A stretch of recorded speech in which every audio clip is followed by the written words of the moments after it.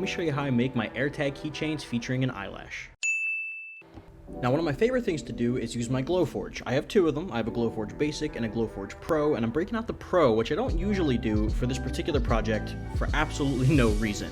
Now, I like to laser engrave these for free for all of my customers who want them laser engraved with things like initials or a company logo. In this case, a customer wants their initials engraved, which you saw it take care of. And my favorite part of the Glowforge is using it to cut out my stitching holes.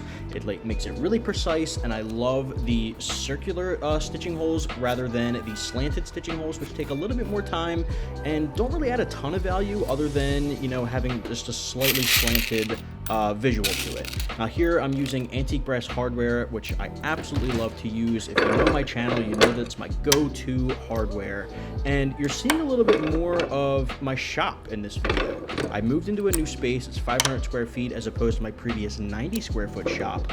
So I have a little bit more space to spread out and use tools like this Arbor Press nailed, or bolted I should say, into my old workstation table.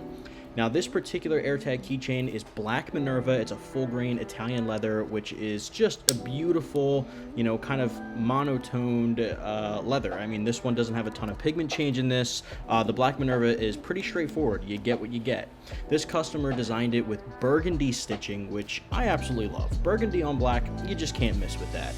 And here you're seeing a little bit of a different view of me hand stitching using those laser cut stitching holes. And this is my favorite shot.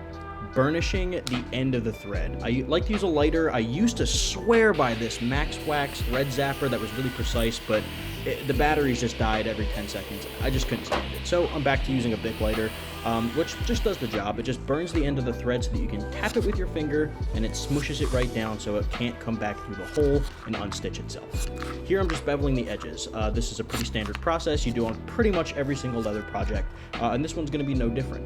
If you're interested in seeing more of the hand stitching process, I would absolutely love to hear that, because now I have a lot more space. I'm able to do video shots that I wasn't able to do before in my previous studio because of, you know, space constraints, but now I have, like I said, room to spread out. Also, if you want to see more about the patina process, which you just saw very briefly from my own personal Airtag keychain, please let me know.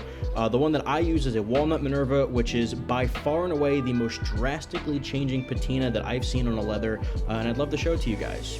I want to show you guys what you want to see, but I also want to show more of my Glowforge. Either way, a like and a subscribe goes a long way to build a small channel.